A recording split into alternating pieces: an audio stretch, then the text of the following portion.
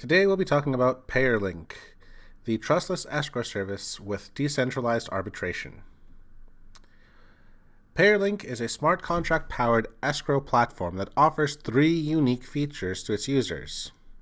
One, its decentralized escrow services are trustless and automated.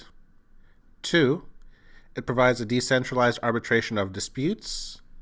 And three, transactions taking place on PayrLink break the on-chain link between the recipient and the assets that they're receiving, meaning that they are private transactions.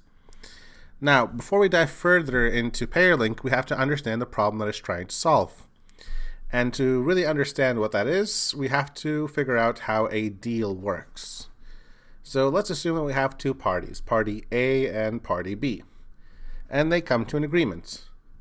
So in that agreement, party B provides a service to party A, and in return, party A provides funding to party B. Well, this sounds good, right? Wrong, because a whole series of questions arise. Who offers their service first? Does party B do the job first and then wait for A to pay afterwards? Or does party A pay first and hope that party B delivers? What if one party is fraudulent? So what if one party receives the money and runs without providing a service? Or what if there is a dispute between the parties on what they agreed to provide? Now, this may sound all doom and gloom and that the end of all transactions has come, but thankfully there are solutions. And that solution is by inserting a trusted custodian or a third-party custodian between the two parties in their agreement. And that third-party custodian is termed an escrow. So the way that would work is that party A would provide the funds to the escrow, and then of course you have party B providing the service, which will be examined by party A, and if approved, they will tell the escrow to transfer the funds to party B. So they act as a sort of intermediary for the funds especially.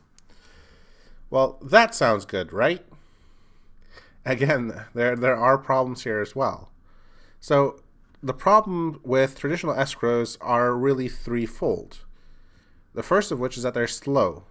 And this is because they have to handle a lot of regulatory items such as the documents, the paperwork, the due diligence, waiting for the traditional financial mechanisms to take place to settle the fees.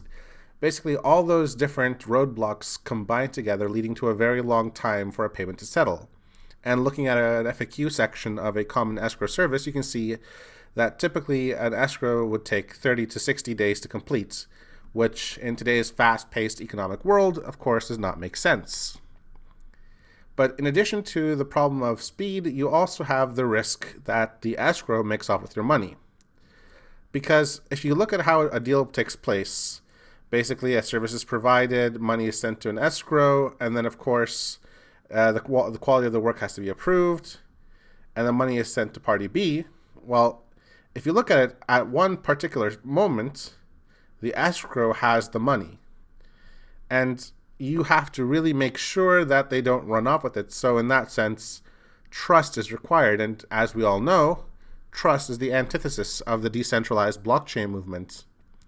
Because at the end of the day, an escrow is really just a person who is known, or even an office that may or may not have some sort of transactional history that would support their claim of trustworthiness. So it's not really a logical or dead set trustworthy source. And by that logic, it's not surprising to see that there's a whole sector of crime known as escrow scams, where escrows literally run away with money that was entrusted to them for particular deals. Even in the world of blockchain, escrow services in the past have failed miserably because Bitcoin escrows, for example, didn't use smart contracts, but they just used a trusted person who would hold on to the Bitcoin between the two parties. And yeah, this is a case that emerged in 2020 of a person making off with a very large sum of Bitcoin.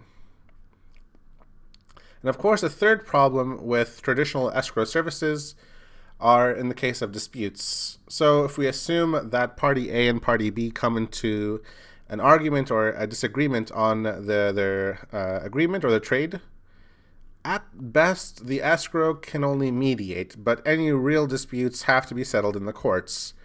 further compounding any delay that would take place simply due to it being a traditional escrow service. So in the light of these three big disadvantages of traditional escrow services, PayrLink has emerged to provide a trustless escrow service. And if we go back to our definition slide, where we really defined the three unique features, we can see that PayrLink offers trustless and automated escrow services, decentralized arbitration of disputes, and private transactions. And let's look at each of these three features, starting with the trustless escrow services. Now, this is the model of a traditional old school escrow transaction. You have an escrow in the middle standing just at the agreement. But what PayrLink does is that it innovates, replacing all of this with a trustless smart contract. And at the moment that the smart contract is used by the two parties, they have to decide on two things. First, they have to figure out the conditions of the payment. And the second thing is that they have to figure out the choice of arbitration, meaning if a dispute were to arise from this agreement, what sort of expertise, what sort of sub-court would we look for to arbitrate our dispute? So you'd understand this in the coming examples. And the way that would work then is that party A would transfer the funds to the smart contract, where they are held under conditions that both parties agree to. Party B provides the services, and of course, party A would approve or disapprove of the services provided. And then once both parties agree, they can trigger the payment from the smart contract to the second party, party B. And as you can see here, the fact that they use a smart contract makes it completely trustless, but also allows another advantage, which is the fact that it's operating 24 hours a day. So if the parties decide to settle the escrow service at a very odd hour, like a Sunday at 2 in the morning, they don't have to worry about weekends or holidays or even the working hours. This can literally take a couple of minutes. Basically, it's a blockchain transaction, and it can be done whenever. Now, the third point is, can this smart contract system handle arbitration? And that leads us to the second benefit, which is decentralized arbitration. So people who hold the Payr token essentially can register themselves as jurors. And to do that, you need to do two things. One is you need to provide your credentials for your expertise. So you register your expertise and you are vetted and then approved to be a juror. And then you also need to stake a certain amount of Payr tokens. So we see here in this example that someone registers as a medical doctor, they stake 10,000 Payr tokens. Someone registers as a Solidity developer, they stake 30,000 Payr tokens, and someone else decides to register as a legal counsel and they stake 20,000. Basically, the more that you stake, it shows that you have more skin in the game and you're more likely to be chosen as a juror during disputes.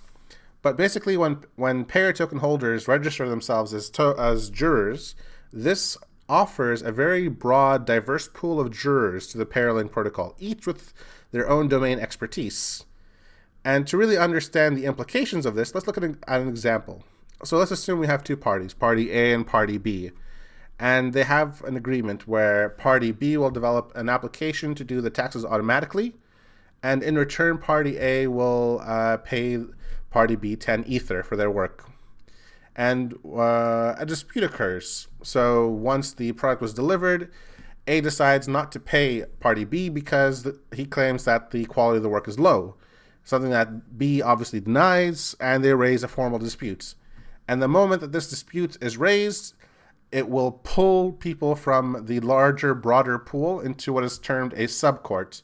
So if we look at this miniature example, it was an agreement to build software on tax law. So you'd obviously not benefit from a medical doctor, but you would benefit from a developer and someone with a legal background. So these two, among many, will be chosen to form the subcourt. So then a pool of selected jurors will look at the deal, they will look at the end product, and they will arbitrate. And if they arbitrate in favor of party A, they will trigger the smart contract to return the funds to party A. And if they arbitrate in favor of party B, then they will trigger the smart contract to make the payment to party B. And essentially, this is how it's decentralized. Basically, all payer token holders can register themselves as jurors, and they will be vetted for their credentials. And of course, the fact that they stake payer tokens also provides a bit of skin in the game. So in case you have a malicious juror, their stake tokens will be slashed. They will be penalized for misbehaving. Additionally, it's very lucrative to be a good juror because for every arbitration fees are also charged. And the jurors who are members of the subcourt, so from the broad pool, a secondary pool based on expertise is chosen. That's the subcourt. So people of that subcourt who arbitrated that particular agreement will be paid the arbitration fees. And a portion, of course, are termed general fees, and that's distributed to all the jurors in the juror pool. So it makes sense to be a good actor here. And that brings us to our third and final feature, which is the private transaction aspect of the protocol.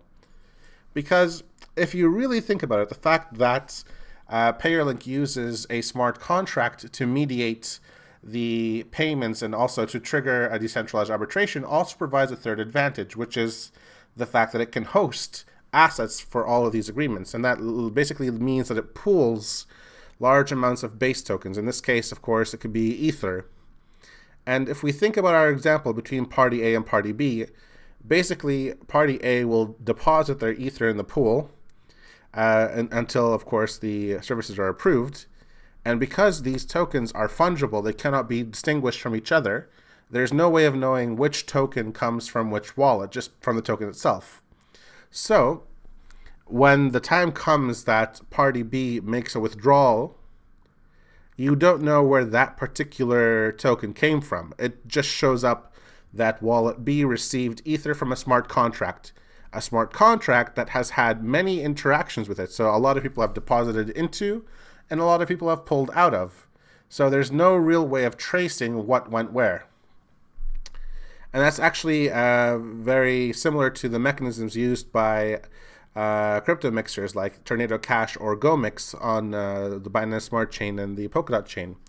So essentially they use zero-knowledge proof cryptographic algorithms, just as here, to ensure that these payments are made in such a way that when you look at the two wallets, basically the wallet that paid and the wallet that got paid, you don't find any transactional on-chain link between the two wallets, meaning that there's no way to trace it back to the two of them. So all payments here on the PayrLink protocol actually pass through the smart contracts, and they pool the assets, meaning that you don't really trace a single token that has been received or sent out. And because you use zero-knowledge proof cryptographic approaches, the parties can initiate these transfers in a very private manner, of course, as per their agreement. And by default, this will break the on-chain link between the assets and the receiving address, meaning that people who use the PayrLink protocol benefit from a higher degree of privacy. Now, in summary, PayrLink innovates by removing the need to trust a third party, and it provides instead an alternative, which is a trustless smart contract-powered escrow platform. Additionally, payer token holders can take part in the protocol by registering as jurors, and they engage in decentralized arbitration and benefit from the arbitration revenues as jurors. And of course, last but not least, using zero-knowledge proof, transactions on the PayrLink ecosystem actually break the on-chain link between the assets being sent and the receiving address, thereby enhancing the privacy of both parties on the platform. Now, we hope that this video has provided a very good summary of how the PayrLink protocol works. We look forward to watching more videos together on a deep dive on each of the components. Thank you.